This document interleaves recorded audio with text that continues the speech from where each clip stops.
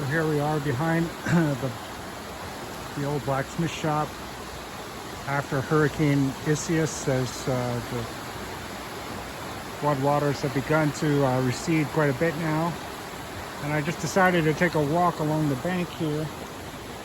I've already found a couple of things, and here's something I've never found before, but at least not on the bank of the creek. This is the second one I found on the property, but this is an old horseshoe that a little bit of erosion of this bank, and that's what Isaias produced.